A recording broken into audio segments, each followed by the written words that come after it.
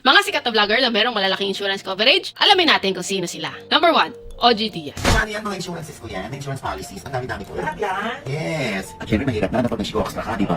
Mas maganda na nakapikit ang mata mo na nakangiti. Panood ko to a few years ago nung nagsisimula pa lang siya mag-vlog. Pinakita niya yung mga insurance policies na meron siya. Pero kung titignan nyo, napakarami niyang insurance policies at iba-ibang insurance company. So ganon ka-addict si OG Diaz sa insurance. Number 2, si Tony Fowler. Siyempre pumasok ako sa isang relasyon na mami na siya. Ang regalo ko sa iyo, mami, is life insurance at ang beneficiary doon si Tyrone niya.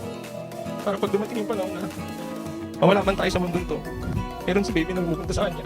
32 million worth of life insurance. Tony Fowler ay unang nagkaroon ng insurance nung birthday niya. Niregaluhan siya ni Tito Vince ng insurance worth 1 million. Based sa kanilang vlog, yung 1 million worth of policy na yon ay pambayad sa few years ng kanyang insurance pero hindi naman na dinetalye kung ilang years. But along the way ng pag-vlog nila, unti-unti din kumuha ang Toro family ng mga insurance. Third, si Kong at si V. Tapos na kami magka-physical exam, so kumuha kami ng dugo, hilig, ultrasound, treatment.